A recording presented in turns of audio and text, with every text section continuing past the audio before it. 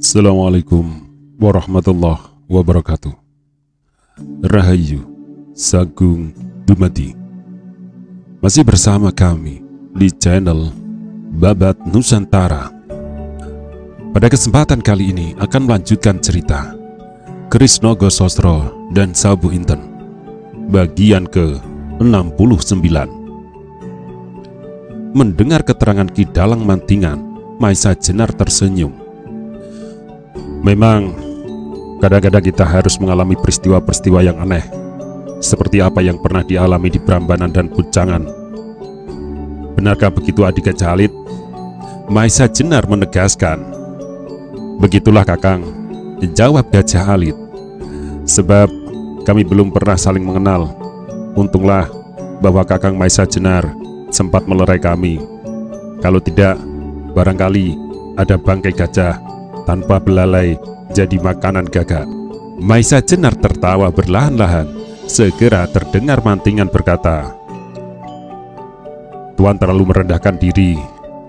Bersyukurlah aku kalau sekarang aku masih sempat memandang bulan. Aku tidak dapat mengatakan, potong Maisa Jenar, siapakah yang lebih unggul di antara kalian. Karena itu, kalian akan menjadi kawan yang baik bagiku di sini. Di dekat sarang sepasang uling rawa pening. Maisa Jenar diam sebentar, kemudian ia meneruskan. Apakah sebenarnya kepentingan Adik Gajah Alit kemari? Gajah Alit menarik nafas. Ia akan menjawab, tetapi agak ragu-ragu sambil memandang Ki Dalang Mantingan. Sampai Maisa Jenar mendesaknya. Katakanlah, Kakang Mantingan adalah orang yang tahu membawa masalah. Kakang, Gajah Alit memulai. Kedatanganku adalah perintah Sultan. Sebab terdengar keterangan dari pejabat-pejabat rahasia bahwa di sekitar Rowo ini akan terjadi suatu pertemuan dari tokoh-tokoh golongan hitam. Karena itu, aku mendapat perintah untuk mengadakan penyelidikan atas kebenaran berita itu. Maka dikirimnyalah aku kemari. Mendengar keterangan Gajah Alit, Maisa Jenar mengangguk-anggukkan kepalanya. Jadi, kalangan istana sudah mendengar akan adanya pertemuan tengah bulan ini? Ya, jawab Gajah Alit. Bahkan aku tidak seorang diri. Kau tidak seorang diri? Ulang Maisa Jenar. Aku dikirim bersama dengan Kakang Paningron. Gajah Alit meneruskan. Mendengar kata-kata Gajah Alit itu, Maisa Jenar jadi berdebar-debar juga. Paningron adalah seorang perwira dari jabatan rahasia. Ilmunya tidak kalah dengan ilmu yang dimiliki oleh Gajah Alit. Di manakah Adi Paningron sekarang? Tanya Maisa Jenar. Sejak senja kami berpisah, jawab Gajah Alit.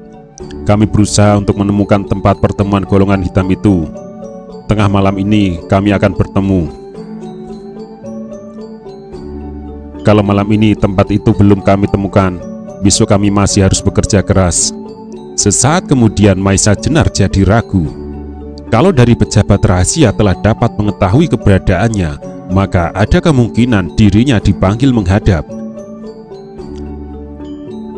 Kepada Gajah Alit ia masih mungkin untuk memintanya tidak berkata apa-apa tentang dirinya. Tetapi bagaimana dengan Paningron? Agaknya Gajah Alit dapat menangkap perasaan Maisa Jenar. Karena itu ia berkata, Kakang Maisa Jenar tidak perlu khawatir tentang Kakang Paningron. Ia adalah seorang pejabat yang baik, tetapi juga bukan jenis orang yang suka mencari-cari kesalahan orang lain. Mendengar keterangan Gajah Alit, Maisa Jenar tertawa pendek. Kau pandai menebak perasaan orang, Adi. Mudah-mudahan demikianlah hendaknya. Percayakan itu padaku, tegas Gajah Alit. Baiklah, kata Maisa Jenar. Kalau demikian, aku bersamamu menunggu kedatangannya. Juga adalah suatu keuntungan bahwa kau tidak berjalan bersama-sama dengan Adi Paningron. Sebab dengan demikian, mungkin kalian telah menangkap Kakang Mantingan yang pergi seorang diri. Mendengar percakapan itu, Mantingan tertawa pula, serta di antaranya tertawanya terdengar ia berkata, "Aku pun tidak pergi seorang diri, Adi. Hehe." Maisa Jenar dan Gajah Alit agak terkejut mendengar itu. "Dengan siapa Kakang pergi?" tanya Maisa Jenar. "Aku pergi bersama Kakang Wirorogo, kakak seperguruanku," jawab Mantingan. Maisa Jenar dan Gajah Alit berbareng mengangguk-angguk. Terlintaslah dalam angan-angan mereka bahwa kakang seperguruan Mantingan setidak-tidaknya adalah setingkat dengan Mantingan. Dan memang sebenarnya lah demikian. Kakak seperguruannya itu pun baru saja menerima ilmu pancarwuta berbareng dengan Mantingan menjelang keberangkatan mereka. Meskipun Wirorogo lebih lama menekuni pelajaran gurunya, tetapi karena sifatnya yang pendiam dan jarang-jarang keluar dari padepokan seperti gurunya, maka Mantingan memiliki pengalaman dan pengetahuan yang lebih luas. Karena itu keperkasaan Mantingan tidaklah kalah dengan kakang seperguruannya itu. Dalam perjalanan yang berbahaya itu, Ki Ageng Supit tidak sampai hati melepaskan Mantingan pergi sendiri, sebab ia pernah mendengar siapa saja yang tergolong dalam lingkaran hitam. Karena itu ia meminta Wirorogo menyertainya. "Di manakah kakak seperguruan kakang itu?" tanya Maisa Jenar kemudian. "Seperti juga adik Gajah Alit, Kakang Wirorogo memisahkan diri sejak kemarin. Malam ini kami berjanji akan bertemu, meskipun tempat yang kita cari itu masih belum dapat kami temukan. Mudah-mudahan Kakang Paningron tidak bertemu dan bertempur dengan kakak seperguruan kakak Mantingan," sela Gajah Alit sambil tertawa lucu. "Mudah-mudahan," jawab Maisa Jenar. "Kalau demikian," lanjut Maisa Jenar, "aku tunggu di sini. Kalian cari kawan-kawan kalian itu dan bawalah mereka kemari. Tempat pertemuan itu tak usah kalian cari-cari lagi." "Kenapa?" tanya Mantingan dan Gajah Alit hampir berbarengan. "Carilah kawan-kawan kalian," desak Maisa Jenar, "dan cegahlah kalau mereka benar-benar bertemu dan bertempur seperti kalian tadi. Aku menunggu kalian di sini." Kemudian terdengar Gajah Alit tertawa riuh. "Untunglah aku bertemu kakang di sini. Melihat gelagatnya, pasti kakang Maisa Jenar telah menemukan tempat itu." "Tepat," sambung Mantingan. "Aku juga menduga demikian." Maisa Jenar pun kemudian tertawa. "Mungkin kalian benar. Karena itu kalian harus cepat-cepat menemukan kawan-kawan kalian." "Baiklah," jawab mereka berbareng. Ketika mereka telah tidak tampak lagi, segera Maisa Jenar mencari tempat untuk beristirahat. Direbahkannya dirinya di atas sebuah batu besar sambil memandang bulan dan bintang-bintang yang bertebaran di langit. Untuk beberapa lama pikirannya sempat melayang mondar-mandir dari waktu ke waktu, dari peristiwa yang satu ke peristiwa yang lain. Menjelang tengah malam, Maisa Jenar mendengar langkah orang mendekati tempat berbaring. Cepat ia bangkit dan memandang ke arah suara itu. Tetapi kemudian ia menarik nafas panjang ketika ia melihat bayangan dua orang mendekatinya, serta keduanya membawa senjata ciri perguruan Ki Ageng Supit, yaitu Trisula. Jelaslah bagi Maisa Jenar bahwa kedua orang itu pasti Mantingan dan Wirorogo. Maka demikian kedua orang itu sampai di hadapan Maisa Jenar. Demikian Mantingan memperkenalkan kakak seperguruannya kepada Maisa Jenar dengan sebutan Ronggotoh Jaya.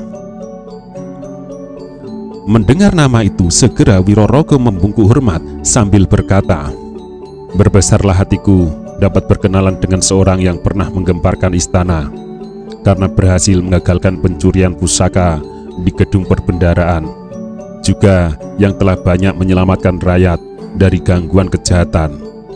Mendengar pujian itu, Maisa Jenar tersenyum sambil membungkuk hormat. "Terima kasih Kakang, tetapi perguruan Kakang adalah perguruan yang terkenal pula. Karena itu seharusnya akulah yang merasa beruntung berkenalan dengan Kakang." Kembali Wirorogo mengangguk. Wajahnya yang ketua-tuaan itu tampak tersenyum-senyum meskipun umurnya tidak terpaut banyak dari Mantingan, tetapi nampaknya Wirorogo telah jauh lebih tua. Rambutnya telah mulai ditumbuhi uban, matanya memancar lembut tetapi dalam, tubuhnya kekar meskipun tidak begitu tinggi. Wirorogo memang benar-benar seorang pendiam, tidak banyak ia berkata-kata. Ia lebih senang mendengarkan Mantingan berbicara daripada ia sendiri yang berbicara. Maka karena sifat-sifatnya itulah, maka Wirorogo nampak jauh lebih tua dari umur yang sebenarnya. Tidak lama kemudian, tampaklah Gajah Alit datang pula bersama-sama dengan Paningron. Bagi Paningron, kehadiran Maisa Jenar di situ sangat mengejutkan. Agaknya Gajah Alit belum memberitahu lebih dahulu, sehingga suasana kemudian menjadi riuh. Setelah pertemuan itu menjadi lebih tenang, barulah mereka berbicara tentang tokoh-tokoh hitam yang akan mengadakan pertemuan pada purnama penuh yang akan datang, serta tempat pertemuan mereka. Dengan teliti Maisa Jenar memberikan gambaran tentang lapangan yang akan dipergunakan, serta memberitahukan bahwa dalam pertemuan itu akan hadir Pasingsingan dan Simarodra, dua orang angkatan tua yang setingkat dengan guru-guru mereka. Karena itu mereka harus sangat berhati-hati. Dalam pertempuran itu, mereka memutuskan untuk pada saat itu juga pergi ke tempat yang akan dipergunakan untuk mengadakan pertemuan itu, serta seterusnya mengatur agar setiap saat tempat itu dapat diawasi bergiliran. Demikianlah, maka segera mereka berlima pergi bersama untuk melihat keadaan serta kemungkinan-kemungkinan yang akan mereka lakukan. Sejak saat itu, mulailah rombongan Maisa Jenar itu mengadakan pengawasan dengan teliti berganti-ganti. Mereka telah berhasil menemukan tempat yang sangat baik. Tempat itu agak menjorok ke atas, tetapi ditumbuhi pepohonan yang agak lebat. Dari tempat itu, mereka akan dapat melihat apa saja yang terjadi di lapangan rumput yang terbentang di hadapannya. Meskipun pada siang hari, tempat itu akan tetap merupakan tempat yang tersembunyi. Mereka yang sedang bertugas mengadakan pengawasan harus memanjat sebuah pohon yang tak begitu tinggi, namun berdaun rimbun. Sedang yang lain dapat dengan aman beristirahat tidak lebih dari 20 langkah dari tempat itu. Sambil menikmati ketupat sambal, bekal yang dibawa oleh Mantingan atau jadah jenang alot, bekal Gajah Alit. Pada siang hari itu, Maisa Jenar dan kawan-kawannya melihat betapa orang-orang Uling Rowo Pening berusaha keras menyelesaikan pekerjaan mereka. Bahkan pada malam harinya pun, pekerja-pekerja itu tetap melakukan tugas mereka sampai bara-bara itu siap dipergunakan. Maka pada hari berikutnya, menjelang purnama penuh, tampaklah di tempat itu kesibukan-kesibukan yang padat. Uling putih dan uling kuning sendiri datang menjelang hari sepenggalah. Ketika matahari telah mencapai puncaknya, maka mulailah penjagaan-penjagaan sekeliling tempat itu semakin ditertibkan. Sri Gunting sendiri yang memimpinnya. Beberapa orang telah diperintahkan untuk meronda keliling, serta beberapa orang lagi ditempatkan di tempat-tempat yang dianggap perlu. Dalam pada itu, Maisa Jenar dan kawan-kawannya tidak berani lagi berbuat seenaknya. Sebab setiap saat ada kemungkinan para peronda itu melintas tempat mereka bersembunyi. Karena itu, daripada mereka harus selalu memperhatikan keadaan sekeliling mereka, maka mereka lebih menganggap aman apabila mereka semuanya memanjat pohon. Dengan demikian, mereka tidak perlu lagi bersusah payah menegangkan urat saraf mereka. Berdasarkan atas pikiran itu, maka segera mereka berlima memilih tempat mereka masing-masing. Tidak terlalu dekat satu sama lain, tetapi juga tidak terlalu jauh. Beberapa saat perasaan mereka dihinggapi oleh ketegangan yang semakin lama semakin memuncak, karena mereka harus menunggu suatu peristiwa yang cukup penting. Sedang di bawah mereka beberapa peronda sudah lebih dari 2 kali lewat hilir mudik. Namun untunglah bahwa tak seorang pun dari mereka merasa perlu untuk menyelidiki dahan-dahan kayu di atas mereka. Ketika matahari telah condong ke barat, mulailah rombongan yang pertama datang ke tempat itu. Rombongan yang datang paling awal adalah rombongan dari Gunung Tidar. Beberapa waktu yang lampau, Maisa Jenar pernah menyaksikan orang-orang dari golongan hitam ini berkumpul. Tetapi agaknya kali ini pertemuan mereka lebih bersifat resmi. Suami istri Simarodra itu datang bersama beberapa pengiring di bawah pimpinan seorang bertubuh pendek dengan otot-otot yang menjorok, membuat garis-garis di wajah kulitnya yang hitam. Dengan demikian nampak betapa kokohnya ia, bahkan mirip seekor orang hutan. Uling putih dan uling kuning sendiri datang menyambut rombongan itu, serta langsung dibawa ke salah satu barak yang terbesar yang agaknya merupakan ruang pertemuan. Setelah mereka berbicara beberapa saat, rombongan itu kemudian dipersilahkan memasuki salah satu barak yang lain yang rupanya menjadi tempat penginapan. Demikian datanglah berturut-turut rombongan dari hutan Tambak Boyo, Lowo Ijo bersama dengan Wadas Gunung, Carang Lampit, Cemoro Aking, Bagolan, dan beberapa orang lagi. Disusul oleh kedatangan Ki Ageng Lembusora beserta para pengiringnya. Meskipun Maisa Jenar telah menduga sebelumnya bahwa Lembusora pasti akan hadir juga dalam pertemuan itu, namun hatinya berdebar-debar pula menyaksikan kedatangannya. Tetapi satu hal yang Maisa Jenar masih menunggu-nunggu, yaitu kehadiran Joko Soka. Sampai matahari rendah sekali, ular laut dari Nusa Kambangan itu belum menampakkan diri. Sedang Pasing Singan dan Simarodra menurut perhitungan Maisa Jenar pasti akan muncul ketika pertemuan itu sudah akan dimulai. Sesaat kemudian matahari tenggelam dengan damainya, disusul oleh cahaya purnama penuh yang memancar dari sebuah bola yang melayang-layang di langit. Pada saat yang demikian, agaknya pertemuan antara golongan hitam itu sudah akan dimulai. Beberapa orang telah keluar dari barak-barak mereka dan berkumpul di pinggir lapangan rumput itu. Uling putih dan uling kuning untuk penghabisan kali memeriksa tempat pertemuan itu. Setelah ia merasa bahwa segala sesuatu tidak ada kekurangan, maka segera terdengar sebuah kentongan dipukul perlahan-lahan. Sesaat kemudian muncullah tokoh-tokoh hitam dari barak mereka masing-masing menuju ke lapangan. Juga Ki Ageng Lembusora yang akan mengikuti pertemuan itu. Tetapi di antara mereka masih belum nampak Joko Soka, Pasing Singan, dan Simarodra. Uling Putih sebagai tuan rumah segera mempersilahkan tamu-tamunya di tempat yang telah direncanakan. Lembusora sebagai tamu kehormatan menempati sisi sebelah barat bersama-sama dengan Uling Rowo Pening. Bagian selatan disediakan untuk rombongan dari Gunung Tidar, sedangkan bagian timur untuk gerombolan hutan Tambak Boyo. Bagian utara yang disediakan untuk rombongan dari Nusa Kambangan masih tampak kosong.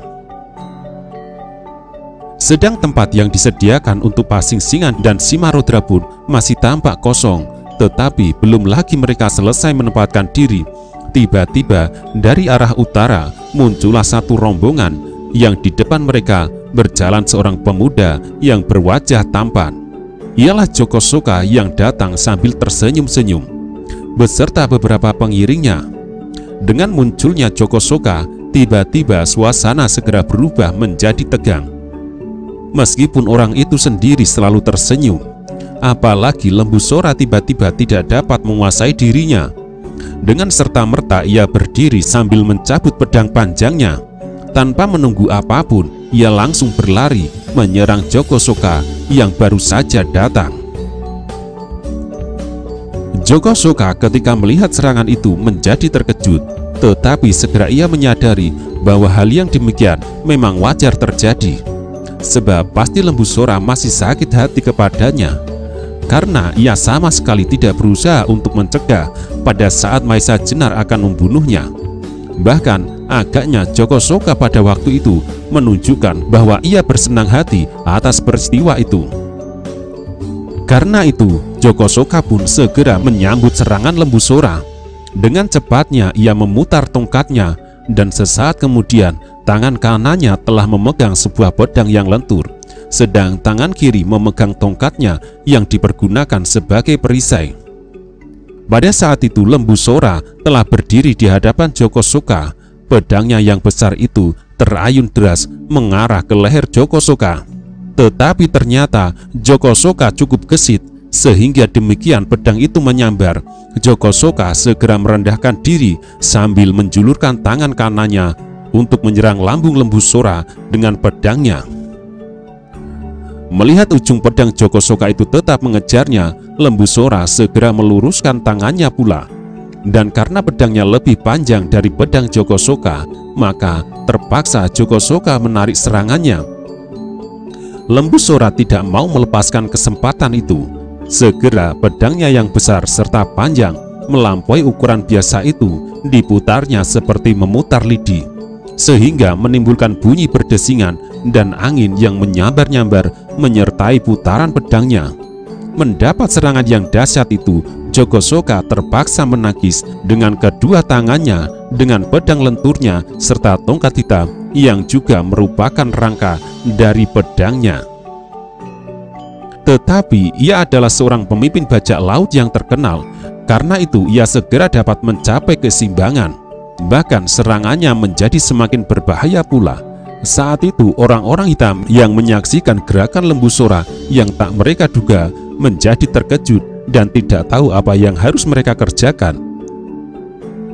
Barulah setelah mereka menyaksikan perkelahian mati-matian antara keduanya, mereka menjadi sadar atas apa yang terjadi.